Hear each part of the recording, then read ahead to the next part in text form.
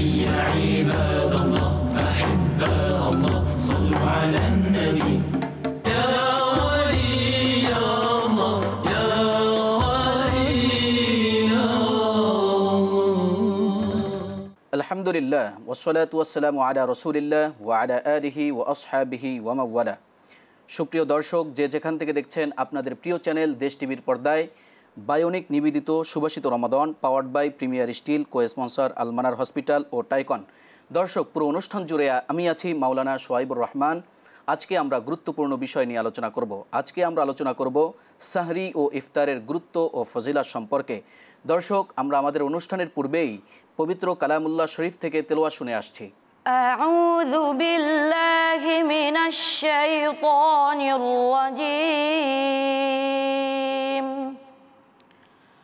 বিসমিল্লাহির রহমানির রহিম।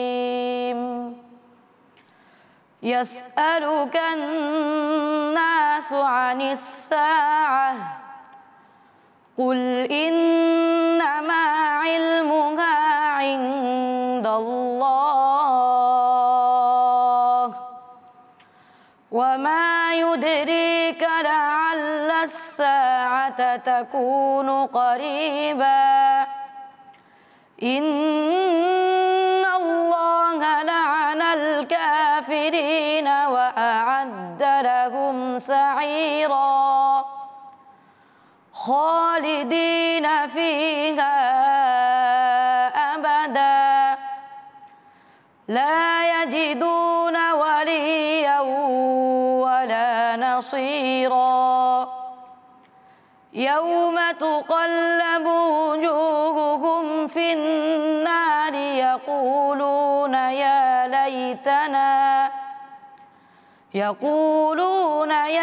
ليتنا أطعنا الله وأطعنا الرسولا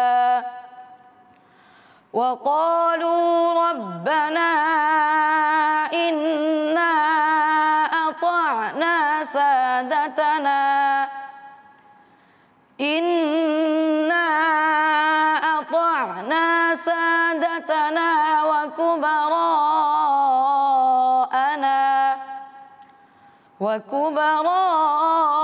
وكبراءنا فأضلونا السبيلا ربنا آتهم ضعفين من العذاب والعنهم لعنا كبيرا يا أيها الذين آمنوا لا تكونوا كالذين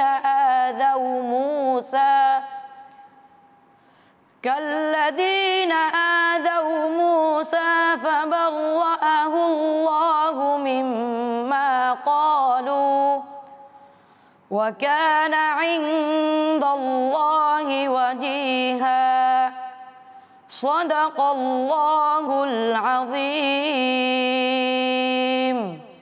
السلام عليكم ورحمة الله وبركاته। দর্শক, এতক্ষণ শুনছিলাম পবিত্র কালামুল্লাহ শরীফের তেলাওয়াত। এখন আমরা শুনব নির্দিষ্ট বিষয়ের উপরে আলোচনা, সাহরি ও ইফতারের গুরুত্ব ও ফজিলাত। এই গুরুত্বপূর্ণ বিষয়ে আলোচনা করার জন্য আমাদের স্টুডিওতে উপস্থিত রয়েছেন বিজ্ঞ দুইজন আলোচক।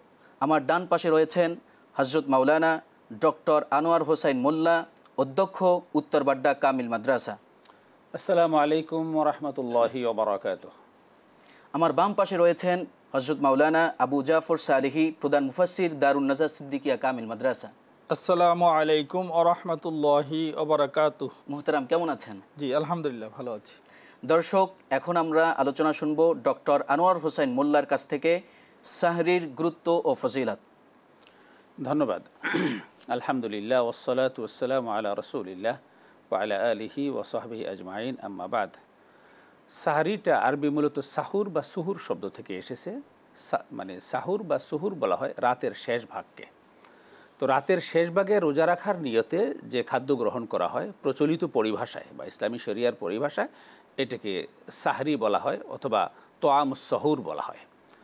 তো রাসূলুল্লাহ সাল্লাল্লাহু আলাইহি ওয়াসাল্লাম যখন রোজা রাখার বিধান প্রবর্তিত হলো, তখন রোজা রাখার নিয়তে রাতের শেষ ভাগে কিছু খাবার গ্রহণ করতেন এবং সাহাবায়ে কেরামদেরকেও তিনি বলেছেন যে তোমরা সাহরি গ্রহণ করো। তিনি বলেছেন তাসাহহারু ফা ইন্না ফিস সুহুরি বারাকা, তোমরা সাহরি গ্রহণ করো, কেননা সাহরির মধ্যে বারাকা রয়েছে। তো রাতের শেষ ভাগে তোমরা খাবার গ্রহণ করো। বারাকা দুই ধরনের, একটা বারাকা হলো বস্তুগত, আর একটা বারাকা হলো তাত্ত্বিক। তো আমরা যদি বস্তুগত বারাকার কথা বিবেচনা করি, যে একজন লোক সারাদিন সে সিয়াম পালন করবে। সিয়াম কি? সারাদিন খানা বর্জন করবে, পানীয় বর্জন করবে এবং তার যৌনাচার বর্জন করবে। বিশেষ করে খানাপিনা বর্জন করার কারণে তার শরীরে খাবারের ঘাটতি দেখা দিবে, তার শরীরে পানির ঘাটতি দেখা দিবে, এনার্জির ঘাটতি দেখা দিবে, তার শরীরে পুষ্টির ঘাটতি দেখা দিবে। তো এই ঘাটতিগুলো পূরণ করার জন্যে যদি মানে রোজা শুরু হওয়ার আগ পর্যন্ত, অর্থাৎ রোজা শুরু হয় সুবে সাদেক থেকে, অর্থাৎ সুবে সাদেকের কিছু আগে, অর্থাৎ শেষ মুহূর্তে যদি সে মোটামুটি তার শরীরের চাহিদা পূরণ করার মতো পর্যাপ্ত খাবার যদি গ্রহণ করতে পারে, তাহলে আশা করা যায় যে আল্লাহ রাব্বুল আলামিন বস্তুগতভাবে আগামী সূর্যাস্ত পর্যন্ত তার শরীরে এই খাদ্যের মাধ্যমে যে এনার্জি তিনি গ্রহণ করলেন, যে প্রোটিন তিনি গ্রহণ করলেন, যেই খাদ্য উপাদান তিনি গ্রহণ করলেন, এগুলোর মাধ্যমে তার শরীরে আল্লাহ তাআলা এনার্জি দিবেন এবং তার রোজা রাখাতে তেমন কোনো কষ্ট হবে না। এটা হলো একটা দিক। আর একটা তাত্ত্বিক দিক হলো যে আল্লাহ রাব্বুল আলামিন যেহেতু মানে এই বিধানটা দিয়েছেন, রাসূল সাল্লাল্লাহু আলাইহি ওয়াসাল্লাম আল্লাহ রাব্বুল আলামিনের পক্ষ থেকেই এই সাহারি গ্রহণের বিধান দিয়েছেন, নিশ্চয়ই আল্লাহ রাব্বুল আলামিন তার ভিতরে সওয়াব রাখবেন। এটা একটা সুন্নতি খাবার, রাসূল সাল্লাম যেহেতু খেয়েছেন, এটার মধ্যে অবশ্যই আল্লাহ তাআলা বরকত দিবেন, তাত্ত্বিকভাবে ওই বান্দা বেনিফিটেড হবে, সওয়াব অর্জন করবে। আরেকটা হাদিসে রাসূল সাল্লাল্লাহু আলাইহি ওয়াসাল্লাম বলেছেন যে তোমরা ইহুদির থেকে ব্যতিক্রম করো, কেননা ইহুদিরা রোজা রাখে কিন্তু সেহরি খায় না, তোমরা সেহরি খাও। তো সুতরাং এটাও মানে রাসূল সাল্লাল্লাহু আলাইহি ওয়াসাল্লামের প্রবর্তিত একটা সুন্নাহ আমল। আমরা অবশ্যই এই জন্যে সাহরি আমরা গ্রহণ করব, এই সাহরিকে হালকা করে দেখব না। আমরা অনেক সময় দেখি যে অলসেমির কারণে সেহরি খাওয়া হয় না। অন্তত সেহরির সময় এক গ্লাস দুধ হোক, 2 পিস খেজুর হোক, অথবা সামান্য কিছু ফল হোক, অথবা যতটুকু সম্ভব একটু খেয়ে নিক। এটা মানে যদি খেয়ে নেওয়া হয় তাহলে রোজার হকটাও আদায় হবে, নিজের শরীরের হকটাও আদায় হবে। আরেকটা বিষয় অনেকে ইদানিং লক্ষ্য করা যাচ্ছে যে রাতে শোয়ার আগেই 10টা 11টার দিকে 12টার দিকে উনি খাওয়া দাওয়া শেষ করে তারপরে তিনি শুয়ে যান, মানে সেহরির সময় আর উঠেন না, একবারে সকালে ফজরের সময় ওঠেন। তো এটা হলো হাদিসের যে মূল উদ্দেশ্য, এটা আদায় হবে হয়তো, কিন্তু হাদিসের মূল উদ্দেশ্য দুইটা দিক এখানে ব্যাহত হবে। একটা হলো সহুর মানে হলো রাতের শেষ ভাগের খাবার, রাতের শেষ ভাগে তিনি গ্রহণ না করার কারণে সাহরির যে প্রকৃত উদ্দেশ্য সেটা তার অর্জিত হলো না। আর দ্বিতীয় হলো তিনি যদি 10টা 11টার দিকে 12টার দিকে তিনি খেয়ে রাখেন, তাহলে সকাল হওয়ার আগেই তার এই খাবারটা কিন্তু তার হজম হয়ে যাবে, সারাদিন শরীরে যে এনার্জি দেওয়ার কথা সেই এনার্জি হয়তো তিনি পাবেন না। এই জন্য আমাদের মুসলমান হিসেবে প্রত্যেকটা মানুষের উচিত হবে যে সুন্নাহ তরিকা অনুযায়ী আল্লাহ রাসূল সাল্লাল্লাহু আলাইহি ওয়াসাল্লাম যেটা আমাদেরকে শিখিয়েছেন সেভাবেই করা। কারণ যে কোনো ইবাদত কবুল হওয়ার জন্য প্রধান শর্ত হলো 4টা। একটা হলো ঈমান বিশুদ্ধ থাকতে হবে, নিয়তের মধ্যে ইখলাস থাকতে হবে, তৃতীয় হলো তরিকাটা হতে হবে রাসূলুল্লাহ সাল্লাল্লাহু আলাইহি ওয়াসাল্লাম যেই পদ্ধতিতে যেই তরিকায় কাজগুলো করেছেন সেই তরিকায়, এবং তার আয় রোজগার হালাল হতে হবে। তো এই ইবাদতের ক্ষেত্রেও এই সিয়ামের উদ্দেশ্যে আমরা যে সাহরি গ্রহণ করব, সেই সাহরির ক্ষেত্রেও আমরা রাসূলুল্লাহ সাল্লাল্লাহু আলাইহি ওয়াসাল্লাম যে সাহরির বিধান দিয়েছেন, তিনি সাহরি গ্রহণ করেছেন, সাহাবায়ে কেরাম থেকে সাহরি গ্রহণ করতে বলেছেন, আমরাও সেই সাহরি গ্রহণ করব। আমরা আশা করি এর মাধ্যমে আমাদের রোজা সুন্দরভাবে রাখতে পারবো, রোজা রেখে আমরা ভালো ইবাদত করতে পারবো, আমাদের শরীরে এনার্জি থাকবে, সেই এনার্জি দিয়ে আমরা কোরআন তেলাওয়াত করতে পারবো, আমরা নামাজ পড়তে পারবো, নফল ইবাদত করতে পারবো, এবং আমাদের দৈনন্দিন যে কাজগুলো আছে সেই কাজগুলো আমরা করতে পারবো। এই জন্য অবশ্যই সাহরিকে মানে হালকা করে দেখার কোনো সুযোগ নেই, গুরুত্বহীন মনে করার কোনো কারণ নেই। ধন্যবাদ আপনাকে, অসংখ্য ধন্যবাদ। বায়োনিক নিবেদিত সুবাসিত রমাদান powered by premier steel, co-sponsor Almanar hospital ও টাইকন। দর্শক, আমরা ছোট্ট একটা বিরতি নিচ্ছি, দেখা হবে বিরতির পরে।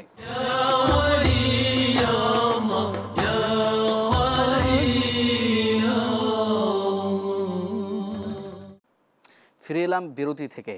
বায়োনিক সুবাসিত রমাদান powered by premier steel, co-sponsor Almanar hospital, tycoon. দর্শক, এখন আমরা আলোচনা শুনব ইফতারের গুরুত্ব ও তাৎপর্য নিয়ে। এ বিষয়ে আমাদের সামনে আলোচনা পেশ করবেন আলহাজ হযরত মাওলানা আবু জাফর সালেহী, প্রধান মুফাসসির দারুন নাজাত সিদ্দিকিয়া কামিল মাদ্রাসা। ধন্যবাদ।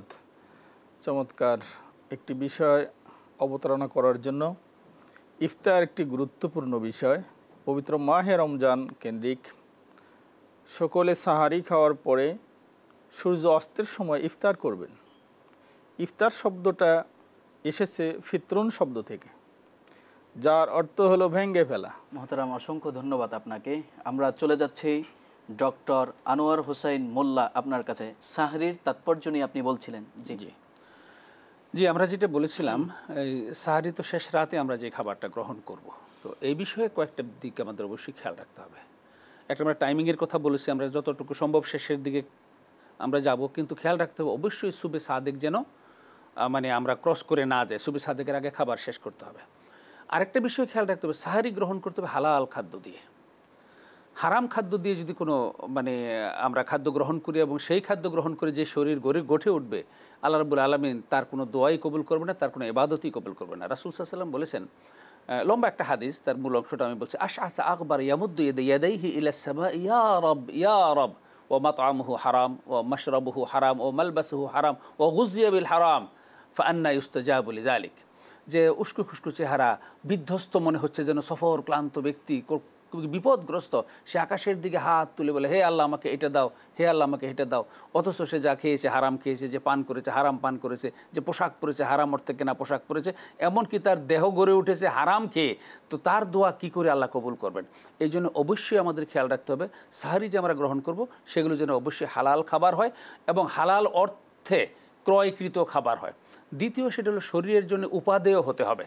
আল্লাহ তাআলা বলেছেন যে কুলু মিম্মা রাযাকনাকুম হালালান তয়্যিবা, দুইটা কন্ডিশন দিয়েছেন, তোমরা হালাল খাদ্য গ্রহণ করো এবং তয়্যিব যেটা তোমাদের শরীরের জন্য উপযোগী, যেটা উপকারী এবং যেটা সুইটেবল, যেটা উত্তম, সেটা তোমরা গ্রহণ করো। ধন্যবাদ মোহতারাম আপনাকে। আমরা শুনছিলাম সাহরির গুরুত্ব ও তাৎপর্য সম্পর্কে। এখন আমরা শুনবো মাওলানা আবু জাফর সালি আপনার কাছে ইফতারির গুরুত্ব ও তাৎপর্য সম্পর্কে।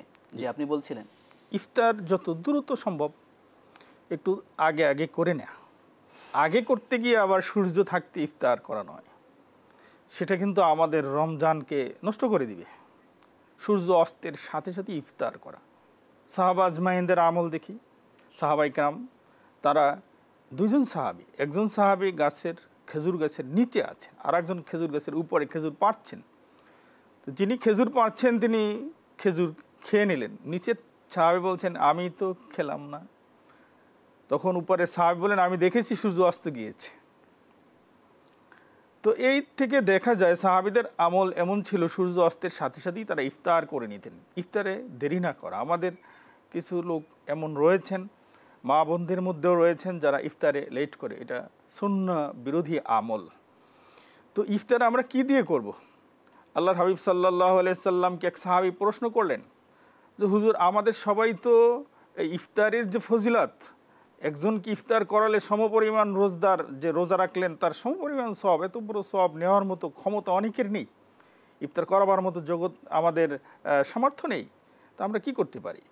আল্লাহর হাবিব সাল্লাল্লাহু আলাইহি সাল্লাম বলেন এইটা একটি খেজুর দিয়েও যদি কেউ কাউকে ইফতার করায়, অথবা আও শারবাতিম মিনাল মা, এক ঢোক পানিও যদি কাউকে খাওয়ানো হয়, অথবা একটু দুধ, এক চুমুক দুধও যদি কাউকে পান করানো হয়, তার আমল নামায় ওই সমপরিমাণ সওয়াব আল্লাহ রাব্বুল আলামিন লিখে দিবেন।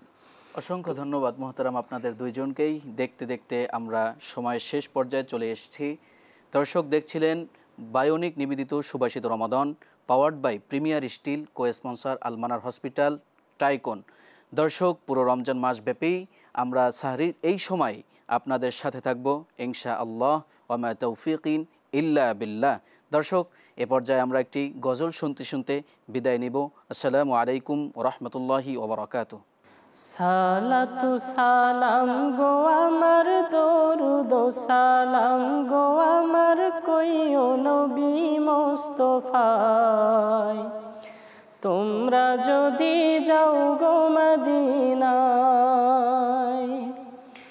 সালাতু সালাম গো আমার দরুদ সালাম গো আমার কইও নবী মুস্তাফায়, তোমরা যদি যাও গো মদিনায়। হাজী ভাইদের যাত্রা পথে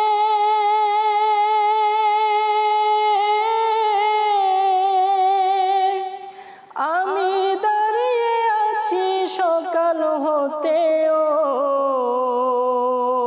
ওই হাজী ভাইদের যাত্রা পথে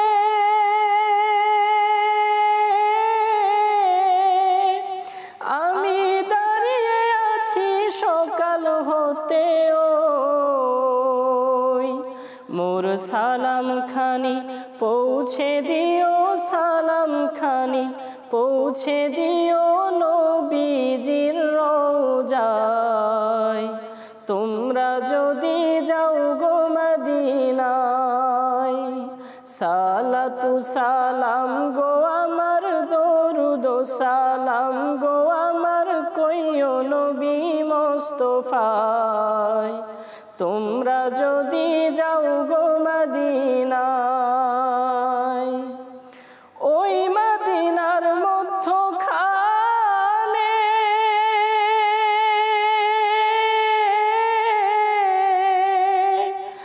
আমার দিনের নবী শুয়ে আছেন। ওই মদিনার মধ্যখানে আমার দিনের নবী শুয়ে আছেন। উদাসীরে কইরা পাগল, উদাসীরে কইরা পাগল শুয়ে আছেন মদিনায়। তোমরা যদি যাও গো মদিনায়, সালাতু সালাম গো আমার, দরুদ সালাম গো আমার, কইও নবী মোস্তফায়। তোমরা যদি যাও গো মদিনায়, হাসান হুসাইনকে দে বলে